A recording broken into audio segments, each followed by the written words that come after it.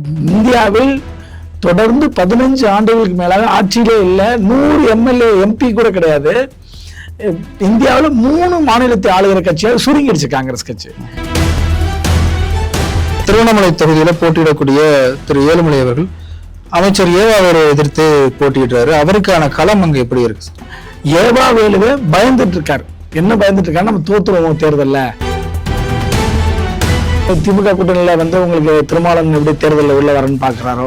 ஏன்னா அவர் வந்து என்ன நினைக்கிறாருன்னா, ஒருவேளை நாளைக்கு வந்து திமுக அரசாங்கம் மெஜாரிட்டி வர முடியாத சூழல் அமைஞ்சதுன்னா நம்ம எம்எல்ஏ இருந்தா ஒரு அமைச்சராகலாம் அப்படிங்கிற ஒரு கணக்கு இருக்கு. எஸ்ஆர் ராஜா தங்க மாளிகை, எஸ்ஆர் ராஜா சிமெண்ட்ஸ், இப்படி எஸ்ஆர் ராஜா பேர்லாம் அனைத்துமே செய்வார். நான் வெளிப்படையா செய்றேன். எனக்கு இந்த அபிநவரு அந்த ஒரு இதான ஒரு திமிரான நடவடிக்கையில அவர் பண்ணுவார்னு சொன்னா இதுதான் அவருக்கு பாதிப்பு ஒன்று பண்ணுச்சு. குறிப்பா இந்த லால்குடி தொகுதியில எடப்பாடி பழனிசாமி அவர்கள் வந்து லீமா ரோஸ் அவர்களை வேட்பாளராக அனுமதிச்சது ஒரு பெரிய தவறு அப்படியும் திமுக தரப்பினர் வந்து விமர்சிக்கிறாங்களே. பெரும் பணக்காரர்களுடைய பணத்தை வாங்கி மாற்றினவர்களுடைய பணத்தை வாங்கி திமுக தேர்வை சந்திச்சுதா இல்லையா? தாம்பரம் தொகுதியில என்னதான் சார் பிரச்சனை? தாம்பரம் பகுதியில இப்ப வந்து டாக்டர் கிருத்தியா தேவின்னு ஒருத்தர் வேட்பாளராக போட்டிருக்காங்க. தாம்பரத்துல ஒரு மருத்துவரா இருக்காரு, அதுல பரிச்சயமானவரா இருக்காரு ஒழிய கட்சி மத்தியில் திமுகவினருக்கே இன்னும் சொல்ல போனால் தெரியாத வேட்பாளராக இருக்காரு. திருவண்ணாமலையில் என்ன ஒரு அட்டுழிய ஏவா வேலை பண்ணுவார்னா, திருவண்ணாமலையின் அடையாளம் அண்ணாமலையார் தான். ஆனா திருவண்ணாமலை அடையாளம் நான் அப்படின்னு பேசியிருக்காரு, அவரே பேசியிருக்காரு. திருவண்ணாமலைனா ஏவா வேலை எப்படி? அது ஒரு ஆன்மீக பூமி. அங்க போய் வந்து நீங்க அண்ணாமலையாரை பத்தி தூக்கி பிடிக்காம உங்க கட்சிக்காரர் ஒரு தனி மனிதர்களை பத்தி தூக்கி பிடிச்சா எப்படி?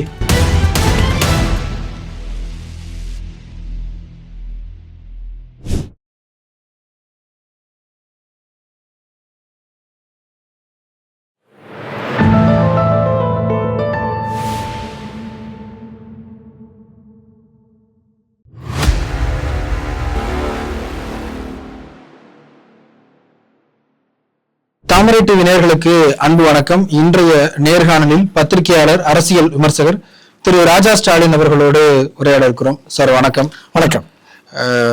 அனைத்து கட்சி வேட்பாளர்களும் வேட்புமனு தாக்கலை செஞ்சுட்டாங்க, பிரச்சாரத்துல தீவிரமா இருக்கிறாங்க. ஆனால் காங்கிரஸ் கட்சி இன்னமும் ஒரு வேட்பாளரையே அறிவிக்காம இருக்கிறாங்க. காங்கிரஸ் கட்சிக்குள்ள என்னதான் சார் நடந்துட்டு இருக்கு? அவங்க 28 சீட்டு வாங்கினாங்க. அந்த 28 சீட்டுகளையுமே வேட்பாளர் நிறுத்துவதை குழப்பம். 27 பேர் அறிவிச்சாங்க. அதுல வைகுண்டத்தை சேர்ந்த வேட்பாளர் வந்து நான் போட்டியிடுவேன்னு சொல்லிட்டாரு. ஆக அங்க இப்ப திமுக மறுபடியும் போட்டியிடுற மாதிரி ஒரு சூழல் இருக்கு. அப்ப அந்த சீட்டே குறையும். 28ங்கிறது கடைசியில ஒன்னு வேட்பாளர் அறிவிக்கல. இந்த அளவுக்கு காங்கிரஸ்குள்ள குழப்பம் ஏறத்தாழ நாங்க வந்து விஜய்கிட்ட போயிடுவோம்னு சொல்லி ஒரு 6 மாசமா வளர்த்திட்டு இருந்தாங்க. கிட்டத்தட்ட கரூர் சம்பவத்துக்கு பிறகு அது ஆரம்பிச்சது, ஏறத்தாழ ஓடிக்கிட்டே இருந்துச்சு. கடைசியில் ஒரு 20 நாளைக்கு முன்னாடி தான் செட்டில் ஆகி சரி ஓகே திமுக கூட்டணி தான் அப்படின்னு ஆச்சு. இப்படி அதிகாரத்தில் இல்லாத போதே இந்தியாவில் தொடர்ந்து 15 ஆண்டுகளுக்கு மேலாக ஆட்சியிலே இல்லை. 100 எம்எல்ஏ எம்பி கூட கிடையாது. இந்தியாவில் 3 மாநிலத்தை ஆளுகிற கட்சியாக சுருங்கிடுச்சு காங்கிரஸ் கட்சி.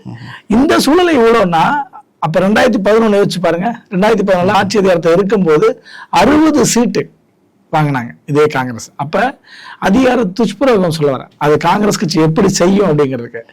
ஏன்னா இந்த மாநில ஆட்சிகளை கலைப்பாங்கல்ல, அந்த மாநில ஆட்சிகளை அதிக முறை கலைச்சது காங்கிரஸ் கட்சி தான்.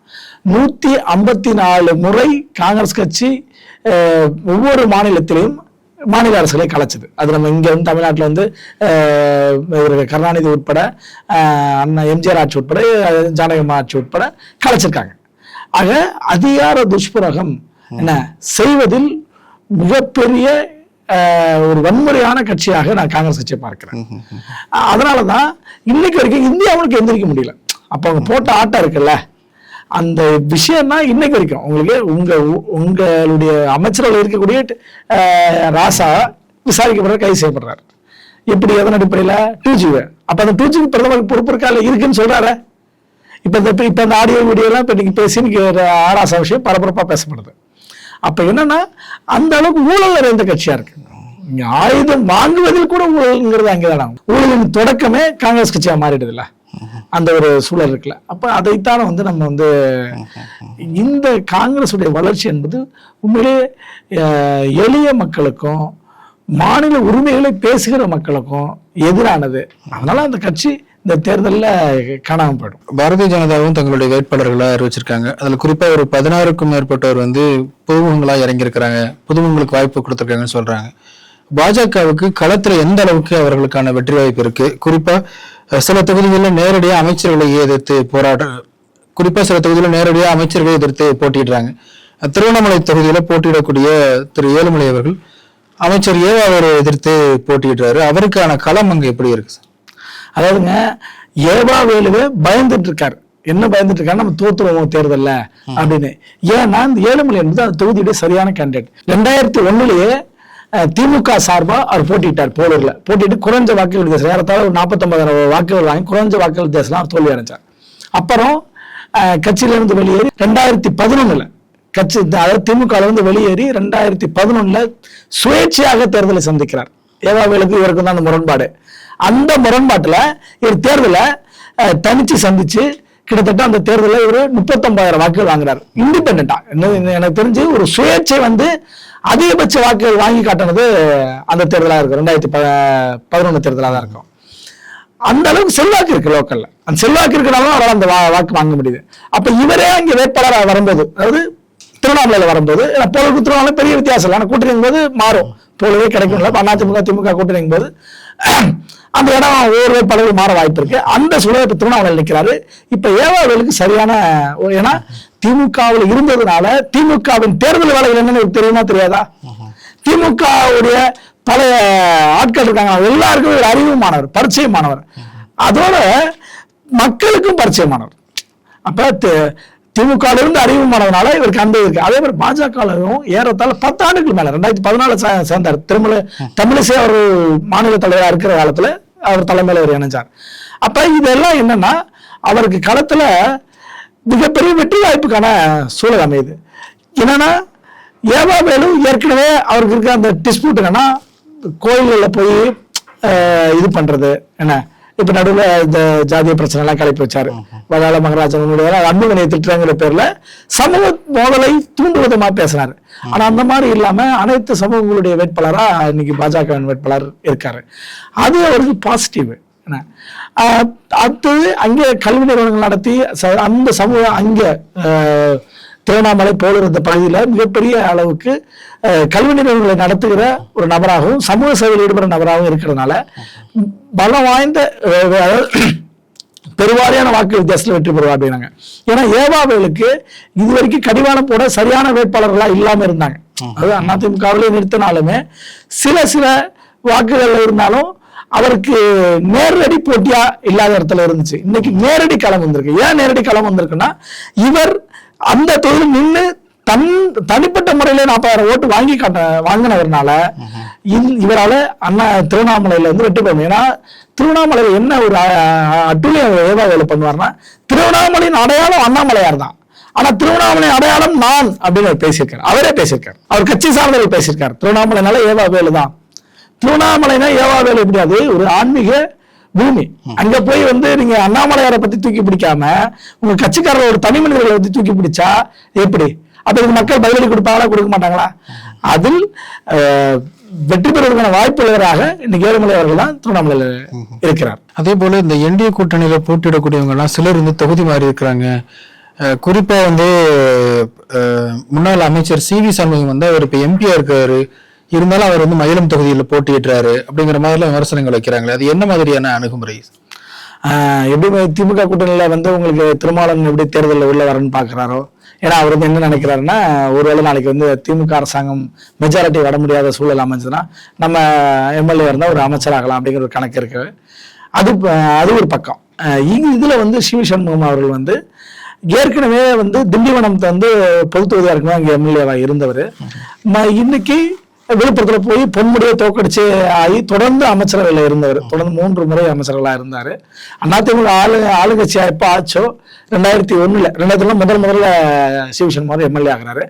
அதில் இருந்து இது நாள் வரை அதாவது அதிமுக ஆட்சியில் இருக்கும்போது அமைச்சராக தான் இருந்தார். அந்த அளவுக்கு ஒரு செல்வாக்கு மிக்க இருக்காரு. அந்த மண்ணின் மைந்தராக இருக்காரு. ஏன்னா அவருடைய அம்மா பிறந்தது, ஏன்னா இவருடைய உறவினர்கள் தான் திமுக. இப்ப மாசிலாமணின்னு சொல்லி முன்னாள் எம்எல்ஏ இருந்தவரும் மயிலம் தொகுதியில யாருன்னா இதுக்கு முன்னாடி சொல்றேன், இதுக்கு முன்னாடி இருந்தது மாசிலாமணி அவர்கள் இவருடைய தாய் மாமன். அப்ப எல்லாம் உற்றார் உறவினர்கள் எல்லாம் மாமச்சா எல்லாமே மயிலத்தை சேர்ந்தவர்களாக இருக்கிறாங்க. அது ஒரு பாசிட்டிவா இருக்கு. அது நல்ல. இப்ப வெங்கடேசன் அப்படிங்கிற வந்து வேட்பாளர் வந்து தேமுதிகங்கிறதுனால பிரச்சனை இல்லை. தேமுதிக என்ன வாக்கு வாங்குச்சுன்னு கடந்த முறை தெரியும். 2 லட்சம் வாக்கு தான் 60 தொகுதியில் போட்டிட்டு வாங்கினாங்க. அந்த அளவுக்கு செல்வாக்கு இழந்திருக்காங்க. அடுத்தது அந்த தேமுதிகவும் இவர் எல் வெங்கடேசன் திருக்கோவிலூரை சேர்ந்தவர்.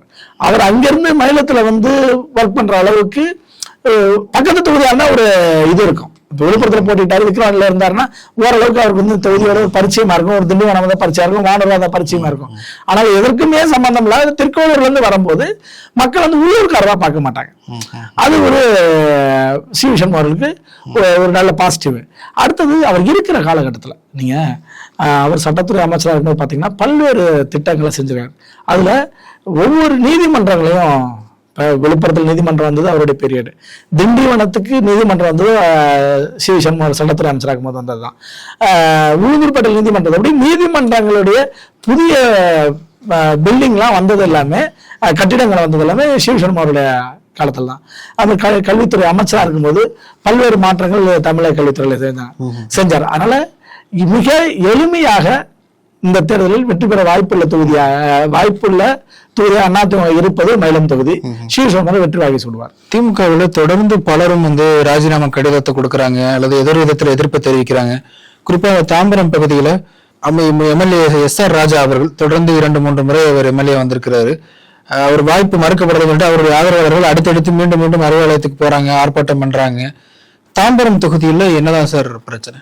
தாம்பரம் பகுதியில் இப்போ வந்து டாக்டர் கிருத்தியாதேவின்னு ஒருத்தர் வேட்பாளரை போட்டிருக்காங்க. அவரு அந்த தாம்பரத்தில் ஒரு மருத்துவராக இருக்காரு, அதுல பரிச்சயமானவராக இருக்காரு ஒழிய கட்சி மத்தியில் திமுகவினருக்கே இன்னும் சொல்லப்போனால் தெரியாத வேட்பாளராக இருக்காரு. அடுத்தது கட்சியில என்ன பணி செஞ்சாரு? இப்ப கட்சியில நீங்க ஒரு துறைச்சலாக இணைச்சலாக இருந்து பதிச்சலாக இருந்து நீங்க கட்சிக்காக வேலை செய்யறது இருக்குல்ல, அந்த மாதிரி எத்தனை வேலைகள் செஞ்சாரு அப்படின்னா ஒப்பிட்ட அளவுக்கு இல்லை. எஸ்.ஆர். ராஜாவுக்கு ஏன் கொடுக்கலன்னா டிஸ்பியூட் சொல்றாங்க. அவர் ஏற்கனவே வந்து மரபணர் ஒரு நிறுவனத்துல போய் பேசிய தகராறாகி அது வந்து வெளியே போய் வீடியோக்களாகவே வைரல் ஆச்சு இல்லையா?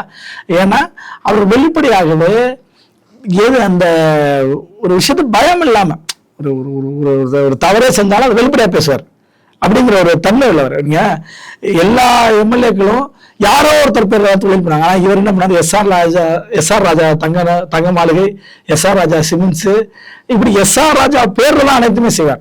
நான் வெளிப்படையா செய்றேன் எனக்கு அப்படின்னு அந்த ஒரு இதான ஒரு திமிரான நடவடிக்கையில அவர் பண்ணுவார்னு வச்சுக்கோங்க. இதுதான் அவருக்கு பாதிப்பு ஒன்று பண்ணுச்சு. இதே விஷயம் தான் இப்ப எப்படி பிரச்சனை பண்ணாலும் இது போலத்தான் தாம்பரம் மேயர் வர்ற சமயத்திலையும் தாம்பரம் மேயர் அவர் இது பண்ணக்கூடாது அப்படின்னு சொல்லி பிரச்சனை பண்ணார். இன்னாரை கொண்டு வரணும், இன்னாரை கொண்டு வரக்கூடாதுன்னு இப்ப இருக்கிற மேயருக்கு ஆதரவா செய்யறேன்னு சொல்லிட்டு போய் அறிவாலயத்துல பிரச்சனை. இது எல்லாம் சேர்ந்துதான் இன்னைக்கு அவருக்கு சீட்டு கிடைக்காம போச்சு. ஏன்னா ஊழல் ஒரு பக்கம், தான் ஒரு பெரிய அதிகாரம், அது தாமரத்தை பத்தி நான் தான் ஒரு அதிகாரம் அப்படிங்கிற இடத்துல கொண்டு வந்து வைக்கிறார். இந்த இடத்துல மாற்று வேட்பாளர் இருக்கக்கூடிய அதிமுக வேட்பாளர் எப்படி இருக்காருன்னா செட்டிலப்பாக்கம் ராஜேந்திரன் அவர்கள் மாவட்ட செயலாளர் அந்த பகுதிக்கு தொடர்ந்து எனக்கு தெரிஞ்சு தமிழ்நாட்டில் நீண்ட காலமாக மாவட்ட செயலாளர் இருப்பது செட்டிலப்பாக்கம் ராஜேந்திரன் அவர்கள் தான். ஏறத்தாழ 25 ஆண்டுகளுக்கு மேலாக. இடைப்பட்டில் அந்த ஒரு சின்ன பீரியட் 2 வருஷம் மட்டும் சென்னை அவர்கள் மாவட்ட செயலாளர் இருந்தாரு அந்த செங்கல்பட்டு மாவட்டத்துக்கு. அப்புறம் தென் சென்னையில் எம்பியா இருக்கிற காலகட்டத்தில் பல்வேறு கூட்டு குடிநீர் திட்டங்கள், அடையாறு தூர்வாரு, இது தாம்பரம் வந்து உயர்த்தப்பட்டது. செங்கல்பட்டு மாவட்டம் அதிமுக ஆட்சியின் போது செங்கல்பட்டு மாவட்டம் உருவாவதற்கு காரணமாக இருந்தவரும் செட்டிலப்பாக்கம் ராஜேந்திரன் அவர்கள். இப்படி அவருடைய பணி எல்லாமே மக்களுக்கு தெரியும். தொடர்ந்து அரசியல் ஈடுபட்டு இருக்கிறவராக இருக்காரு, மக்களுக்கு பரிச்சயமானவராக இருக்காரு. கிட்டத்தட்ட 25 ஆண்டுகளா ஒருத்தர் மாவட்ட செயலாளர் மக்கள் எந்த அளவுக்கு பரிச்சயமா இருப்பார். அது இல்லாமல் ஒரு விதமாக நாடாளுமன்ற எம்பியா இருந்தார் தென் சென்னைக்கு. அப்ப மக்களுக்கு அவ்வளவு பரிச்சயமா இருக்கிறதுனால எளிமையாக தாம்பரத்துல அவர் எதிர்த்து போட்டியிடக்கூடிய பரிச்சயம் இல்லாத ஒரு நபரா இருக்காரு. உள்கட்சி பிரச்சனைகளா இருக்கு. அதாவது உங்களுக்கு அறிவாலயத்துல போய் டிஆர் பாலு முன்னாடி பேசி அந்த இதெல்லாம் வீடியோக்கெல்லாம் பார்த்திருப்போம் கட்சியினர்லாம். அப்ப டிஆர் பாலும் சத்தம் போடுவார் கட்சியினர், நீங்க அப்படி ஊடகங்கள்லாம் கூட்டி வச்சு பேசி இது பண்றீங்க அப்படின்ட்டு, அழுது நடிக்காதீங்க சீன் போடாதீங்க அப்படின்னு சொல்லுவாரு. அப்ப இப்படிதான் சொல்ற இடத்துல எப்படி வந்து இவங்களுக்கு வந்து ஒரு இது இருக்கும். ஆனா எப்படி திமுககாரர்கள் வந்து ஓட்டு போடுவாங்க, கட்சியில இருக்க நிர்வாகிகள் வேணா போடுவாங்க, நிர்வாகிகள் அடுத்தடுத்த சாதாரண தொண்டர்கள் என்னது பண்ணுவாங்க, இவங்க யாருன்னு தெரியாது பார்த்துட்டு வந்து வேட்பாளரை போட்டாங்க அப்ப நம்ம இது பண்ண மாட்டோம் அப்படின்னு போயிடும். பொதுமக்களுக்கும் அப்ப கட்சி நிர்வாகிகளுக்கே தெரியலங்கும் போது பொதுமக்களுக்கு எப்படி தெரியும்?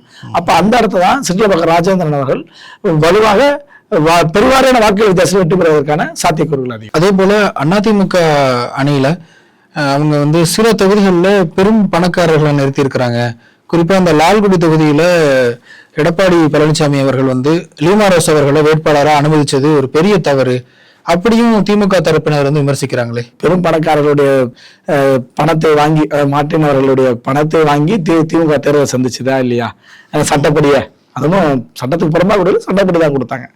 ஆக இதெல்லாம் இருக்கும்போது அப்ப அவங்களுக்கு இனிக்கும், ஆனா நீங்க வேட்பாளர் வந்தா கசக்குமா? ஆனா ஒண்ணு என்னன்னா, லால்குடி தொகுதியில ஏறத்தாழ 10 முறைக்கு மேற்பட்ட திமுக வெற்றி பெற்றிருக்கு. இன்னும் சொல்ல போனா திருச்சி KN நேரு அவர்கள் வெற்றி பெற்ற தொகுதி லால்குடி தொகுதி. ஆனால் அவரே அதுக்கப்புறம் தான் மாறி திருச்சி மேற்குக்கு போனார். அந்த தொகுதியில தொடர்ந்து வெற்றி பெற்றது வந்து சவுந்தரபாண்டியன் ஒரு வேட்பாளர். 2006 இருந்து 2026 வரைக்கும் அவர் தான் சிட்டிங் எம்எல்ஏ அவர் தான். ஆனால் சிட்டிங் எம்எல்ஏ சீட்டு இல்லை. ஏன் சீட்டு இல்லைன்னா, அவரு 20 ஆண்டுகளா இருந்தாலும் அந்த மக்களுடைய பிரச்சனையை சரி செய்யல. அந்த மக்களுடைய பிரச்சனையான காவேரி நீர் விவசாயம் தான் அந்த பகுதியுடைய மிக பிரதானமான தொழில். அந்த விவசாயத்தை மேம்படுத்த விதமாக எதுவுமே அவர் செய்யல. காவேரி பாயுது, திருச்செழியே காவேரி வருது, ஆனா அந்த காவேரி நீர் நதி நீரை லால்குடிக்கு விவசாயம் பண்ணக்கூடிய பகுதிக்கு, பெருவாரியா விவசாயம் பண்ணக்கூடிய பகுதிக்கு கொண்டு வர முடியல. இப்படியான ஒரு சூழல் தான் வந்து இருக்கு. அது இவங்களுக்கு வந்து பாசிட்டிவா இருக்கு. அடுத்தது இவங்க தனிப்பட்ட முறையில் என்ன செய்யறாங்க அப்படின்னா, லீமா ரோஸ் அவர்கள் வந்து தன்னுடைய நிறுவனத்தின் வாயிலாக நிறைய பள்ளிகளை தத்தெடுத்துறாங்க. குறிப்பா வந்து ரொம்ப பரபரப்பா தமிழ்நாடு முழுக்க அப்ப அந்த சமயத்தில் பேசப்பட்டது வந்து கோவை மாநகராட்சியில் இருக்கக்கூடிய ஒரு அரசு நடுநிலை பள்ளியை முழுவதும் ஒரு 7 கோடி ரூபாய் நிதி கொடுத்து அதை ஒரு ஸ்மார்ட் பள்ளியா மாத்தினாங்க. வகுப்பறைகள் வந்து கணினி மயமாகிறது, இப்படி ஸ்மார்ட் வகுப்பறைகளா மாத்தி கழிப்பறைகளை மாத்தி நவீனமயப்படுத்துறது மாத்தி அது வந்து தமிழகம் முழுக்க அந்த நேரத்தில் ஒரு பரபரப்பா பேசப்பட்டுச்சு. ஏன்னா இப்படி ஒவ்வொரு விஷயங்களையும் கொரோனா காலத்துல இருந்து நிறைய மருத்துவமனைகள்ல மருத்துவம் பார்ப்பவர்களுக்கு இலவச மருத்துவத்தை அவர்கள் பே பண்ணாங்க. லீமா ரோஸ் அவர்கள் வந்து தன்னுடைய சொந்த பணத்தை கொடுத்து மருத்துவம் பார்த்தாங்க. இப்படி உயிர் காக்கிற விஷயத்தினே பண்ணாங்க. இது எல்லாமே அவருக்கு பாசிட்டிவா இருக்குது. பாசிட்டிவான அம்சம் எல்லாமே அவர்களை வெற்றி பெற வைக்குது. ஏன்னா தொடர்ந்து 10 ஆண்டுகளா நீங்க வெற்றி பெற்ற இடத்துல என்ன ஏன் நீங்க விட்டுட்டு போறீங்க? ஆனா 10 ஆண்டுகள் வெற்றி பெற்றாலும் இங்க வாக்கு வித்தியாசம் எப்படி தெரியுமா இருக்கும்? திமுக அதிமுக 3000-4000 தான் இருக்கும். நீங்க 2006 இருந்து ஒரே நபர் 4 பீரியட் அவர் ஜெயிச்சாலுமே வாக்கு வித்தியாசம் பாத்தீங்கன்னா அதிமுக 67, ஒரு 71,000, அப்படி ஒரு 3000-4000 வாக்கு வித்தியாசம் தான் இருக்கும். இப்ப இவங்க வந்ததுனால உண்மையிலேயே அவர் பயந்துகிட்டு சீட்டு வேணான்ட்டாருன்னு கேள்வி. ஏன்னா அதுக்கு உள்ள இன்னும் ஒரு சில பிரச்சனை, அரசியல் பிரச்சனை. அன்பில் பொய்யாமொழி மகேஷ் வந்து அவருடைய அன்பில் தொகுதி வந்து அதுக்குள்ளே வருது. அவருடைய சித்தப்பா சீட்டு கேட்டார். அன்பிலுடைய சித்தப்பா வந்து எனக்கு சீட்டு வேணும்னா அந்த உள்புற பிரச்சனைகளையும் இன்னைக்கு பாரி வல்லன்னு ஒருத்தர் கொடுத்துருக்காங்க. ஆக இந்த சூழல் தான் மிகப்பெரிய அளவுக்கு வலுவான வெற்றி பெறுவதற்கான சாத்தியக்கூறுகள் அவர்களுக்கு உண்டு. ஏன்னா திமுக தொடர்ந்து ஆட்சி செஞ்சும் ஆளுங்கட்சியா இருந்தும் கூட அந்த தொகுதிக்கு நலத்திட்டங்கள் வரல. ஏன்னா சொல்லிக்கிற மாதிரியான எந்த நலத்திட்டங்களும் வரல. இந்த சூழல்ல இவர்கள் வந்திருப்பது, இவருடைய வருகை என்பது அந்த மக்களுக்கு, அது எப்படின்னா இவர்கள் எப்படின்னா அரசாங்கம் செய்யறது ஒரு பக்கம் இருந்தாலும் அவர்களும் தனிப்பட்ட முறையில் எத்தனையோ பள்ளிகளுக்கு முன்னெடுத்து செஞ்சிருக்காங்க, கல்லூரிகள் கட்டி கொடுத்துருக்காங்க. இப்ப தொண்டு செய்யக்கூடிய ஆளா இருக்கிறதுனால இவர்களை வெற்றி பெற செய்வது நம்மளுக்கு வலு சேர்க்கும்னு நினைக்கிறாங்க. இது வந்து அந்த தொழில் மக்களுக்கு ஒரு வரப்பிரசாதமாக கருதுறாங்க. ஒண்ணு. அடுத்து அதிமுக ஆட்சி காலம் பாத்தீங்கன்னா ஏறத்தாழ 33 கூட்டு குடிநீர் திட்டத்தை கொண்டு வந்த ஒரு அரசாங்கம். இப்ப லால்குடி மக்களுடைய பிரச்சனை என்ன? அங்கே விவசாயம் சார்ந்த வேலைகளுக்கு தண்ணீர் பற்றாக்குறை. அப்ப தண்ணீர் பற்றாக்குறை கூட்டு குடிநீர் திட்டத்தின் மூலம் இதை சரி செய்ய முடியல. அதனால இந்த விஷயத்தை வந்து ஒரு வாய்ப்பா பாக்குறதுனால லீமா அவர்களும் அங்கே வெற்றி பெறுவதற்கான வாய்ப்பு உள்ளவர். கடந்த முறை போட்டியிட்ட 30 சட்டமன்ற தொகுதிகளில் வெற்றி பெற்ற ஒரே ஒரு எம்எல்ஏ வந்து மதுராந்தகம் தொகுதியை சேர்ந்த மரகதம் குமாரவேல் அவர்கள் மீண்டும் போட்டியிடுறாங்க. அவங்க மீண்டும் வெற்றி பெற்றுருவாங்களா இல்ல ஒரு சவாலான தொகுதியா இருக்குமா? ரொம்ப எளிமையா வெல்லக்கூடிய தொகுதியா இருக்கும். ஏன்னா கடந்த முறை வந்து ஏறத்தாழ சென்னை சுற்றி இருக்கக்கூடிய திருவள்ளூர், காஞ்சிபுரம், செங்கல்பட்டு மாவட்டத்துல அதிமுக வெற்றி பெற்றது அந்த ஒரு தொகுதி தான். அந்த அளவுக்கு தொகுதியை வந்து தன் வசப்படுத்தி வச்சிருந்தாங்க போன முறையை. இவங்க இந்த முறை வந்து எளிமையா வெற்றி பெற்றுவாங்க. ஏன்னா இவங்க வளர்ந்து வந்ததே அந்த விதம் தான். ஏன்னா போன முறை தொகுதிக்கு புதியவரா இருந்தாங்க. மதுராந்த அவங்க வந்து சொந்த ஊர் தையூர்ல ஒரு கவுன்சிலர் வளர்ந்து அதுக்கப்புறம் பிரசிடென்ட் ஆகி அப்புறம் அவருடைய கணவர் குமரவேல் தொடர்ந்து இன்னைக்கும் பிரசிடென்டா இருக்கிறாங்க. அப்புறம் வளர்ந்து வந்து எம்பி ஆகி காஞ்சிபுரத்தில் எம்பி இருந்து எம்பி ஆகி அதன் பிறகுதான் வந்து மதுராந்தகத்துக்கு வந்து போட்டிட்டாங்க. அப்ப அந்த மதுராந்தகத்துல வெற்றி பெற்று இன்னைக்கு சிட்டிங் எம்எல்ஏ அவங்க தான். கஜா புயல் வந்துச்சு பாருங்க, அந்த காலத்துல மாரிப்புத்தூருங்கிற ஊர்ல இந்த மின்சார கம்பங்கள்லாம் அருந்து விழுந்து இருள் சூழ்ந்த நிலைக்கு மாறிடுச்சு. ஏறத்தாழ அந்த இருள் சூழ்ந்த நிலையில இவங்க என்ன பண்ணாங்க, போய் அந்த ஸ்பாட்ல இருந்து ஏறத்தாழ 48 மணி நேரம் அதை மீண்டும் கொண்டு வர்றதுக்கு 48 மணி நேரம் எங்கேயும் போல அந்த கிராமத்திலே தான் இருந்தாங்க. அதே இருள் சூழ்ந்த இல்லை. ஏன்னா அவர் இருக்கும் போது தான் அரசாங்கம் வேகமா நடக்கும் வேலை. ஏன்னா அந்த இருந்து அந்த மின்கம்பங்களை சரி செய்யப்பட்டு அந்த 16 மின்கம்பங்களும் சரி செய்யப்பட்டு மின்சாரம் அந்த கிராமத்துக்கு வந்ததுக்கு பிறகுதான் அந்த கிராமத்தை விட்டே போனார். இப்ப இது எல்லாமே மக்களுக்கு பரிச்சயம், இறங்கி ஃபீல்டில் வேலை செய்யக்கூடிய ஆளா இருக்கிறாங்க. கோயில் திருவிழால இருந்து ஒவ்வொரு விஷயங்களையும் வயசானவங்க வந்து பெரியவங்க வந்து நீங்க சமூக ஊடகங்களை பார்த்தாலே தெரியும், அவர்கள் அவ்வளவு இயல்பா வந்து அந்த மக்களோட பழகுறவராக இருப்பாங்க. இது எல்லாமே அவர்கள் பாசிட்டிவான விஷயம். பெருவாரியான வாக்கு வித்தியாசத்துல மதுராந்தகத்துல மரகத குமரன் அவர்கள் வெற்றி பெறதுக்கு வாய்ப்பு உள்ளவர்.